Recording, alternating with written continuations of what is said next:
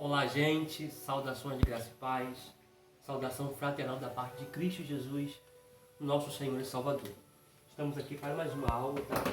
Aula de teologia, núcleo da Assembleia de Deus Fogo para as Nações. Vamos estar dando continuidade onde nós paramos, tá? Para isso eu vou estar fazendo uma oração. Desculpa eu estar falando meio assim, que eu estou um pouco bem cansado, um pouco com crise de bronquite, mas Deus vai me dar vitória em nome de Jesus. Vamos orar? Senhor, nós te louvamos, ó Pai, glorificamos o teu nome, porque o Senhor é Deus e acima de tudo e de todos está o Senhor.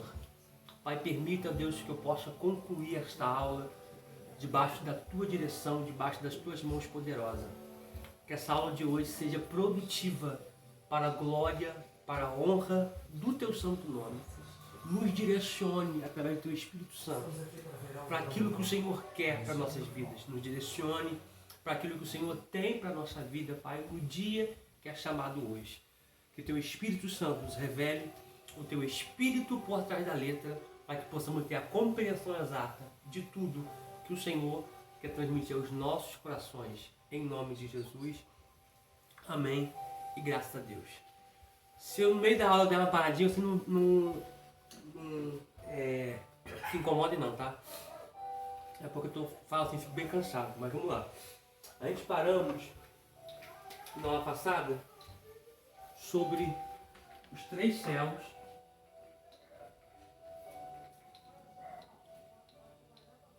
Os três céus citados na Bíblia Sagrada.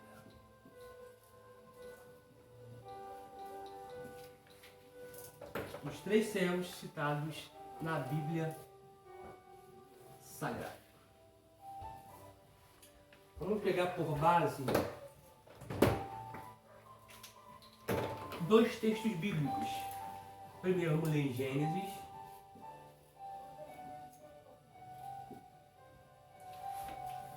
Esse espaço que eu deixei aqui é para que eu possa mostrar o quadro para vocês e não interferir no quadro, tá bom? Vamos ler Gênesis capítulo 1, versículo de número 1, tá? Aqui é a nossa base bíblica. E depois vamos estar lendo Coríntios, capítulo de número 12. Depois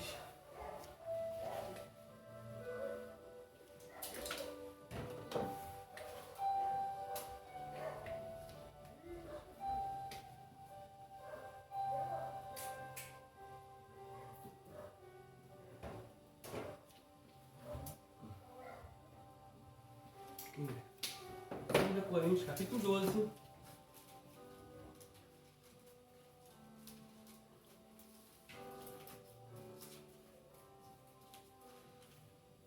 Eu estarei na parte do versículo de número, olha só, 2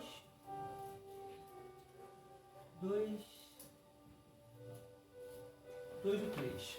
Do 2 ao 3. Vamos lá, primeiro texto bíblico, Gênesis capítulo 1, versículo de número 1.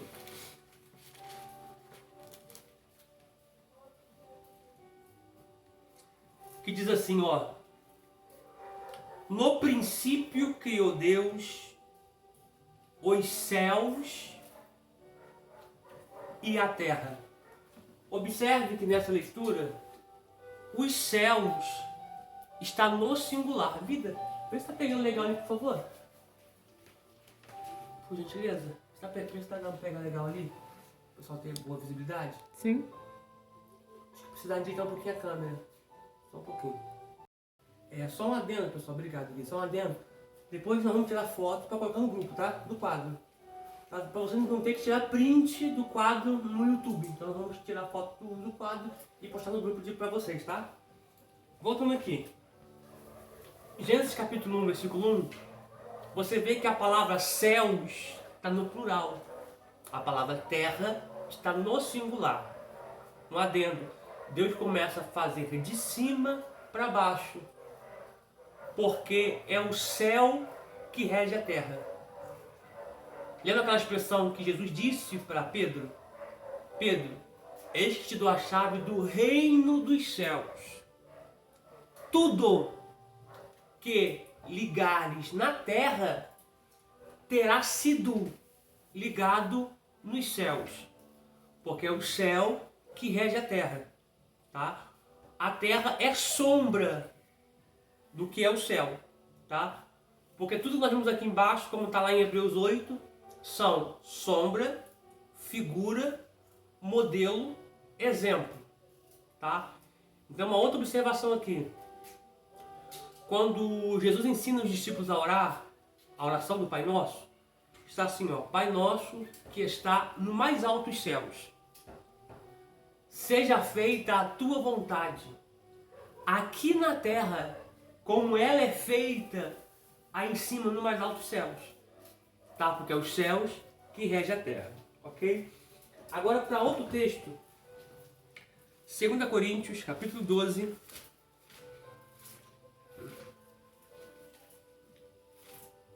A gente lendo esse texto aqui no finalzinho da última aula, mas estou recapitulando para a gente poder dar um segmento, tá? Para a gente poder dar continuidade onde nós paramos. 2 Coríntios, capítulo 12. Todas as vezes que você me vê olhando para cá assim, é porque minha esposa tá aqui, tá, gente? Vamos lá. 12, 2 e 3.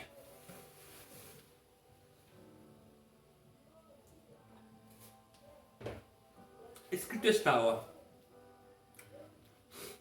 Conheço um homem em Cristo que, há 14 anos, se no corpo não sei, se fora do corpo também não sei, Deus o sabe, foi arrebatado ao terceiro céus. Sublinha a palavra céus, tá? Porque você vê, aliás, foi arrebatado ao terceiro céu. Sublinha a palavra terceiro céu, porque está falando do eu por ano. Vamos escrever isso aqui no quadro, tá? Versículo 3. Eu sei que o tal homem, se no corpo, se fora do corpo, não sei, sabe o Deus. Versículo 4. Foi arrebatado ao paraíso e ouviu palavras inefáveis de que ao homem não é lícito falar. Então observa que o terceiro céu, Paulo afirma que é o paraíso. Ele afirma de forma categórica que é o paraíso, é o terceiro céu, tá? Então vamos escrever aqui. Começamos aqui, vamos lá. Primeiro céu. Primeiro céu.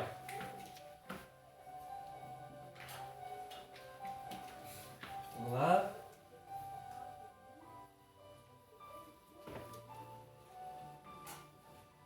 Primeiro céu. O nome dele é, ó, Alronos.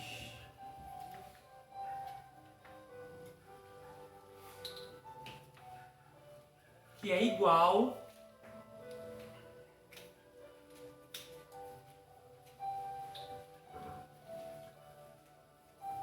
céu inferior. Céu inferior.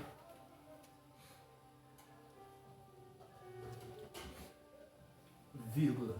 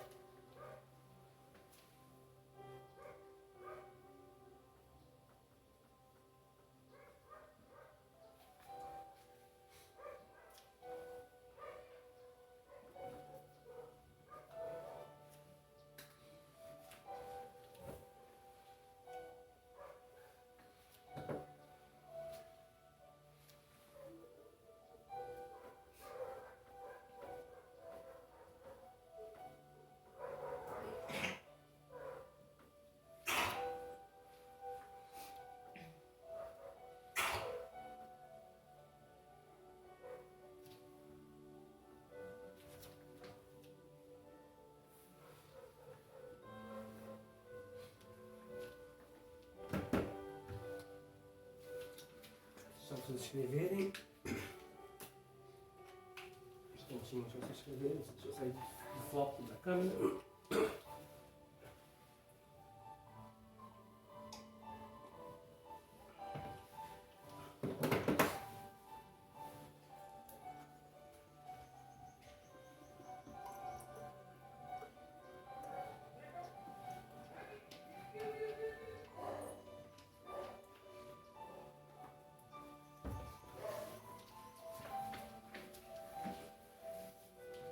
Tá bem visível ali? Tá, né?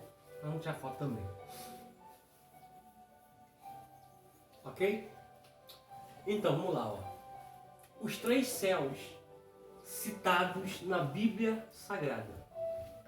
Nós lemos a referência de Gênesis capítulo 1, versículo 1 e 2 Coríntios capítulo 12, do 2 ao 3. Lemos até o 4, tá?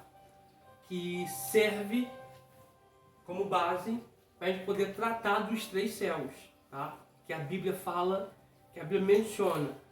Todas as vezes que aparece a palavra céus na Bíblia, está falando dos 3 céus, a saber, começando de baixo para cima, Auranos, né? Ou Aurânio, mas está como Auranos no grego, tá? Depois vem o Meso, depois vem o Eporâneos, tá? Mesorânio e Eporâneo, tá?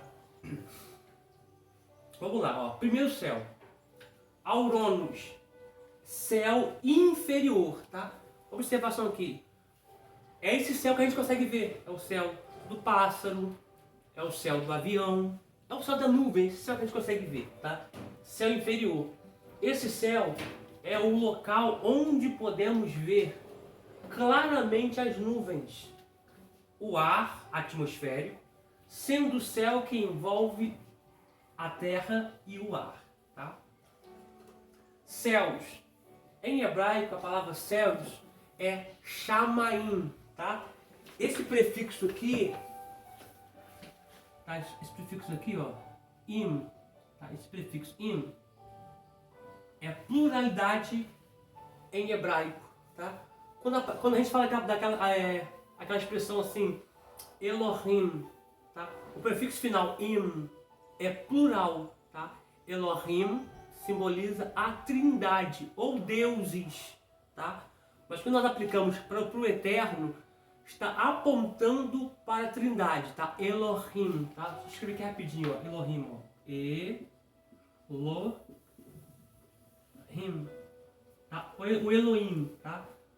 Ó, plural, tá? Tá falando do Pai, do Filho e da pessoa do Espírito Santo, tá? Ou deuses, tá? Vamos lá. Céus, Shamaim, terra, Eretz, tá? Shamaim em hebraico é céus, Eretz em hebraico é terra, ok? Céus e terra. Por que a palavra céus, Shamaim, tá? Aqui tem uma pergunta. Por que a palavra céus, Shamaim, aparece no plural e a palavra terra, Eretz, aparece no singular no relato da criação de Gênesis, tá? Aí vem aqui a resposta. 2 dimensões, tá?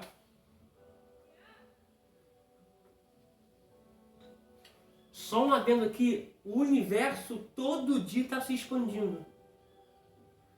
É chamado de Shefirot, tá? A expansão do céu, tá?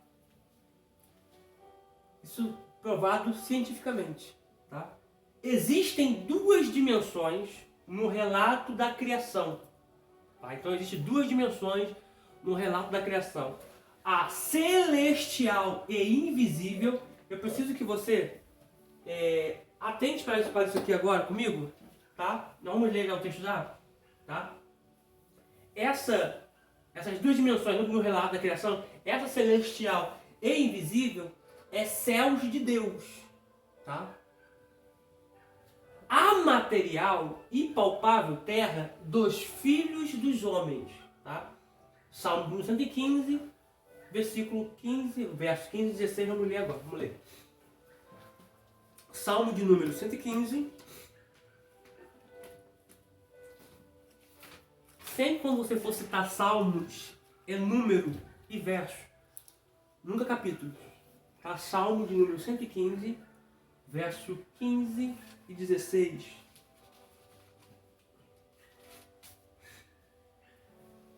Escrito está: sede benditos do Senhor, que fez os céus e a terra. Você vê que aparece Shamaim, céus, plural, e terra, eretes, no singular.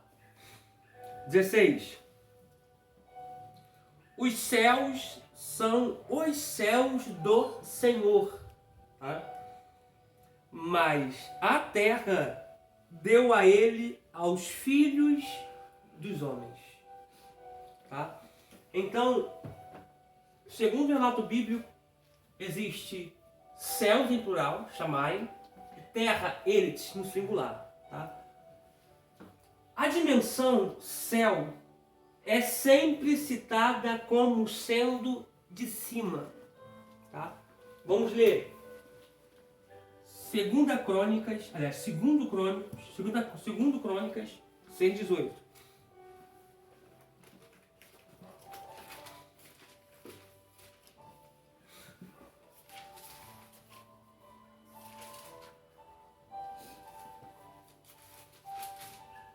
Capítulo 6, versículo de número 18. Diz assim, ó: mas verdadeiramente habitará Deus com os homens na terra? Eis que o céu e o céu dos céus não te pode conter.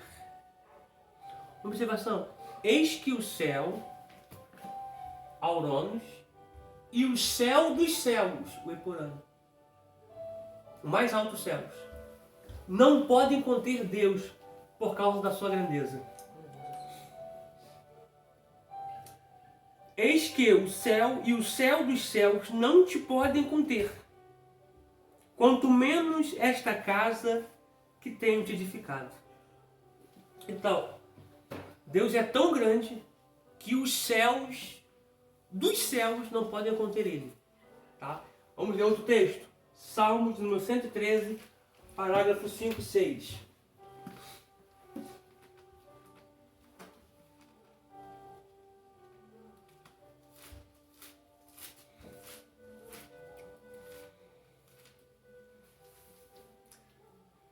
Diz assim, ó: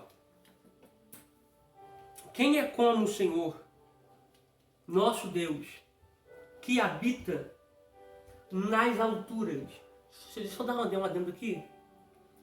Algumas vezes você vai ver a Bíblia dizendo que Deus habita nas alturas, no norte, num santo monte. Se você quiser, até pega o que você escreveu para você aqui. Por isso que a gente vai no monte, tá? Porque Deus habita num santo monte. Costumeiras vezes Jesus ia orar no monte, tá? Porque Deus habita num alto e sublime monte.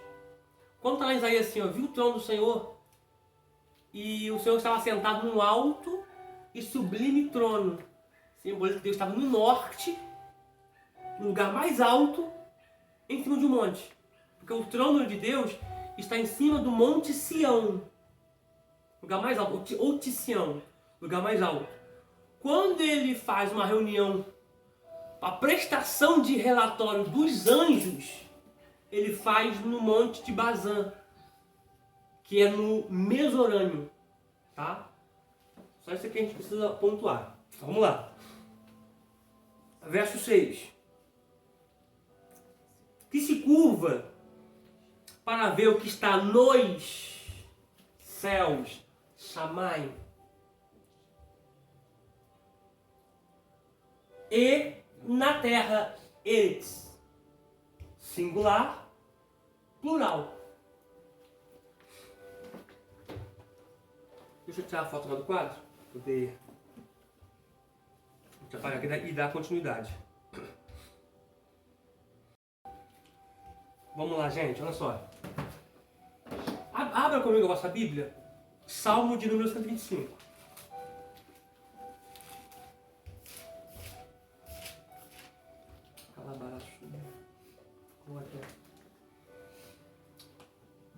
Agora você vai entender o porquê que o Salmo de número 125 diz assim, ó: os que confiam no Senhor serão, um apontamento para pluralidade, plural, serão, como o monte de Sião. O que acontece com Sião? Não se abala, mas permanece para sempre.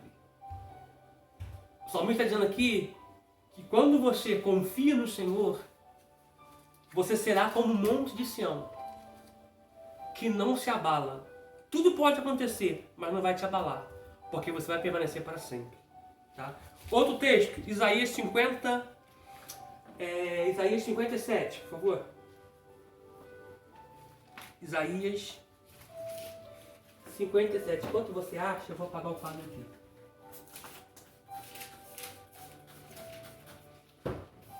Isaías 57. Vai anotando aí, gente.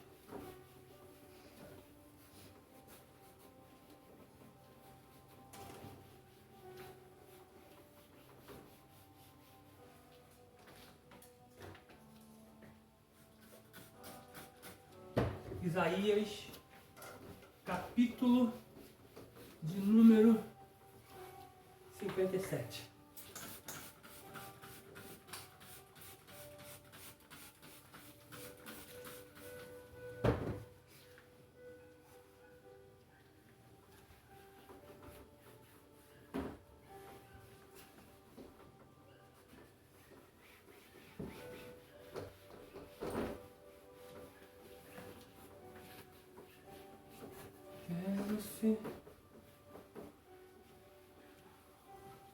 Isaías, capítulo de número 57, versículo 15.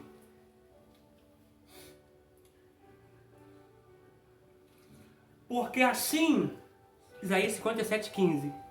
Porque assim diz o alto e o sublime, que habita na eternidade e cujo nome é santo.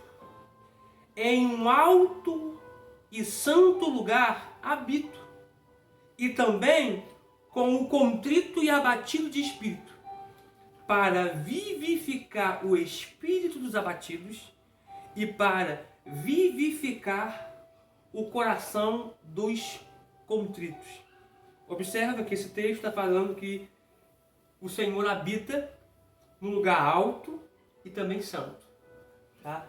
Deixa eu ler aqui na King James, para ver o que essa tradução nos mostra. Isaías 57, 15 diz assim: porque assim diz o elevado e exaltado, que habita na eternidade, cujo nome é santo. Eu habito no elevado e santo lugar, também como aquele que é de um espírito contrito e humilde, para reanimar o espírito humilde, para vivificar o coração dos que são contritos. Vamos ler outro texto, Salmos de número 24, parágrafo 3, ou verso 3.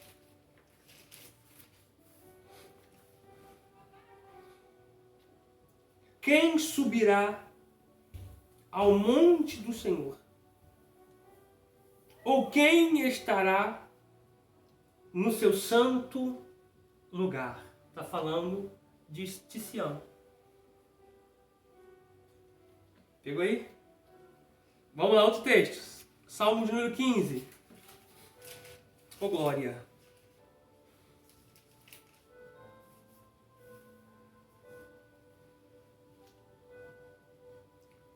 Senhor, quem habitará no teu tabernáculo? Quem morará no teu santo monte. Esse tabernáculo aqui não está falando da réplica, da sombra, da figura e do exemplo que Moisés construiu. Tá? Não está falando do tabernáculo que Moisés edificou. Está falando do tabernáculo eterno, que existe no Eporâneo. Tá? O tabernáculo, assim que o povo saiu do Egito e adentrou a terra prometida, ele foi colocado, fixado, montado, tabernáculo móvel. Ele foi fixado, colocado em Siló, que é um monte, numa tipologia para Sião, para o tabernáculo eterno. Tá? Então existe um tabernáculo eterno, nós vamos ler isso aqui agora. Tá? Existe um tabernáculo eterno, cujo o sumo sacerdote está sentado nele, que é Cristo. Tá? Vamos ler Hebreus capítulo 8. Esse texto aqui eu não estou colocando no quadro não, tá? Melhor colocar não, né? Então vocês vão anotando aí, tá? Todos os salmos que eu falei, Isaías 57, 15, Salmo 24, 3, Salmo 125, Salmo de número 15, vocês estão anotando. Agora Hebreus capítulo 8.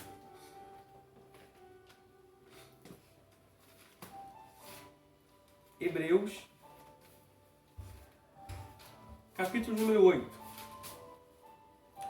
Diz assim, do 1 a seguir. Hebreus 8. Falei o quê? Capítulo 1, versículo 8. Não, desculpa. Hebreus 8. Hebreus 8, versículo 1. Desculpa, vamos lá. Acharam? Amém. Diz assim, ó. Ora, a suma do que temos dito é que temos um sumo sacerdote tal que está sentado nos Céus. Nos Céus. Chamaim. Plural para céus aqui. Tá? Céus. Está sentado nos céus. Então está falando do Eporâneo. À destra do trono da majestade. Ministro do santuário, do verdadeiro tabernáculo, o qual o Senhor fundou e não o homem. Então veja bem, esse tabernáculo aqui é o tabernáculo original. O que Moisés fez, o que Moisés confeccionou, foi a réplica, a sombra, tá? Daquilo que ele tinha visto e Deus mandou que ele fizesse igual, tá? Para simbolizar que esse tabernáculo terreno apontava para o tabernáculo eterno, tá? Versículo 3. Porque todo sumo sacerdote é constituído para oferecer dons e sacrifícios, pelo que era necessário que este também tivesse alguma coisa que oferecer. Ora, se ele estivesse na terra, nem tampouco sacerdote seria, havendo ainda sacerdotes que oferecem dons segundo a lei. Por que você está falando que se estivesse na terra não seria sacerdote? Porque o sacerdócio foi dado ao tronco de Arão, que viesse da tribo de Levi, os coatitas, os aronitas, os meraritas, tá? Esses são os sacerdotes, tá? Porém, Cristo, ele nasce da tribo de Judá, tá? Só que aponta que o sacerdócio dele não é terreno, porque o sacerdócio terreno é limitado e esporádico, tá? O sacerdócio dele é eterno, tá? Verso número 5. Os quais servem de exemplo e sombra. Então aqui na terra servem de exemplo e sombra das coisas celestiais. Como Moisés divinamente foi avisado, estando já para acabar o tabernáculo, porque foi dito, olha, faze tudo conforme o modelo que no monte te foi mostrado. Tá? Se você observar, Moisés teve o exemplo como foi lhe mostrado para ele no monte. Se você ver, o povo ficou embaixo, Josué na metade do caminho e Moisés no alto monte, simbolizando Santo dos Santos, onde Moisés estava, Josué, lugar santo, e o povo no átrio. Tá? Então o tabernáculo que Moisés fez, que Moisés confeccionou, foi o exemplo, sombra do tabernáculo que foi mostrado para ele no monte. Tá? Agora abra comigo, por favor, Hebreus ainda, capítulo de número 12, versículo 18, a seguir. Isso foi mostrado para Moisés quando Moisés subiu no Monte Sinai. Tá? O monte fumegava, as pedras tremiam. Porque não chegaste a um monte que possa ser tocado. Então Moisés sobe no monte Sinai e chegou no Sião. Isso é muito forte. Queimado com fogo, nem ao negrume a escuridão e a tempestade. E ao som de uma trombeta e a voz das palavras, a qual os que ouviram pediram que não lhe falasse mais, porque não podia suportar o que lhes ordenava. E se até um animal tocar no monte, será apedrejado ou transpassado com dardo. E tão terrível era a visão que Moisés disse: tenho pavor e tremo. Mas chegaste ao monte de Sião, a cidade do Deus vivo, a Jerusalém celestial. Porque se existe uma Jerusalém aqui embaixo, porque existe mesmo lá em cima. E a uma companhia incontável de anjos. A igreja, Assembleia Geral dos Primogênitos, que estão inscritos nos céus. E a Deus, o juiz de todos, e aos espíritos dos homens justos aperfeiçoados.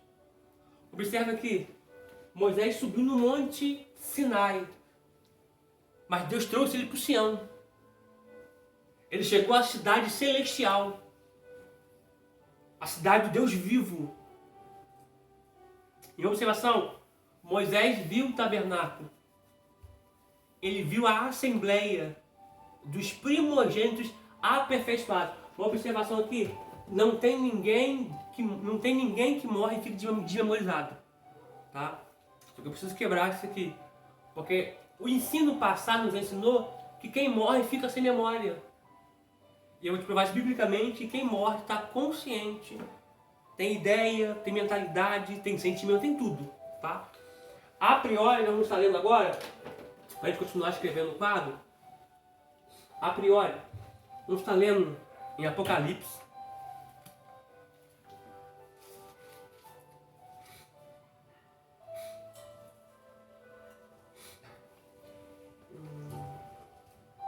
Apocalipse 6, versículo de número 9.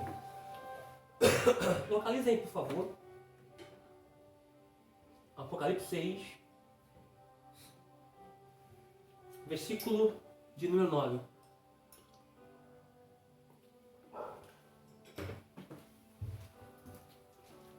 Acharam? Apocalipse 6, versículo de número 9. Ó. Isso aí eu preciso falar rapidamente, mas nós vamos falar isso aqui um pouquinho mais para frente. Tá? Quando Cristo morre e ele é morto, ele é entregue como sacrifício, ele desce as partes baixas e leva cativo o cativeiro. Tá? Ou seja, ele pega o ser de Abraão que estava embaixo, no submundo, no catótera, e leva para cima. Tá? Isso aqui em algumas aulas para frente, nós vamos estar falando sobre isso. Apocalipse 6, versículo 9 diz assim: e havendo aberto o quinto selo, vi debaixo do altar as almas dos que foram mortos por amor à palavra de Deus. Observe isso aqui. Vi debaixo do altar as almas dos que foram mortos por amor da palavra de Deus e por amor dos testemunhos que deram. Uma observação aqui. Isso aqui são os mártires que morreram, ou aqueles que ainda vão morrer, ou aqueles que ainda morrerão, pelo testemunho da palavra. Tá? Por quê?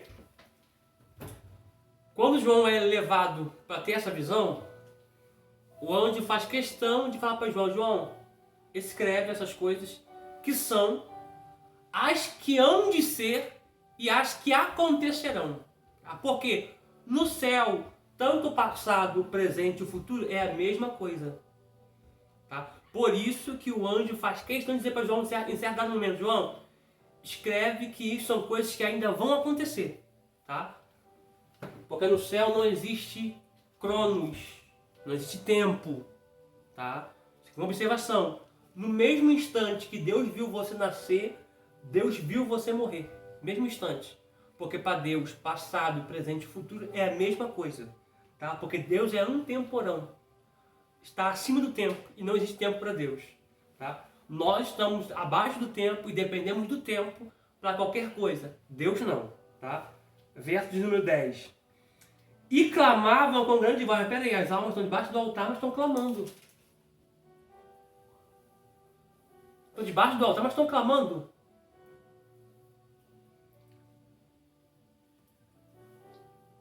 E clamavam com grande voz, dizendo: até quando, ó verdadeiro e santo dominador? Peraí, eles estão clamando e têm ciência de que Deus é grande, verdadeiro, santo e dominador.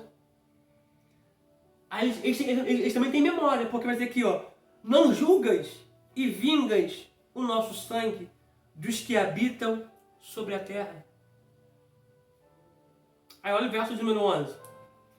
E a cada um foi dada uma comprida vestes branca, e foi-lhe dito que repousassem ainda um pouco de tempo, até que também se completasse o número de seus conservos e seus irmãos, que haviam de ser mortos como eles foram.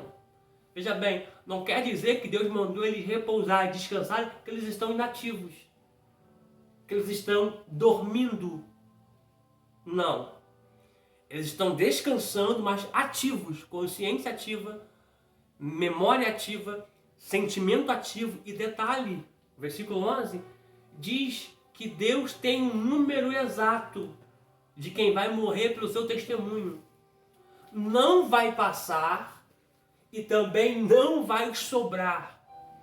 Deus conhece um número daqueles que vão morrer pela sua palavra, pelo testemunho do Evangelho. Detalhe, foi combinado com Deus antes deles encarnarem. Antes deles vir para a terra, Deus já os conhecia. Deus já se relacionou com eles e disse: você vai para a terra, você vai morrer pelo testemunho. E não adianta esses tais fugirem, porque vai acontecer de acordo com o que Deus pré-estabeleceu. Tá? É tudo combinado. Detalhe, quando esses que foram combinados para ser mártires, para morrer pelo testemunho, para morrer pelo Evangelho, para morrer pela palavra, eles vão receber uma glória excelente.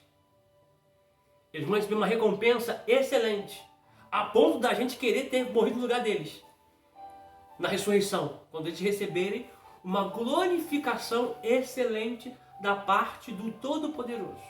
Tá? Então observa aqui, não vai faltar e não vai sobrar, porque Deus conhece o número exato daqueles que vão morrer em prol do Evangelho, em prol da palavra de Deus. Oh glória, isso é muito forte, tá? A gente não está lendo outro texto, nós vamos estar lendo no outro vídeo, tá?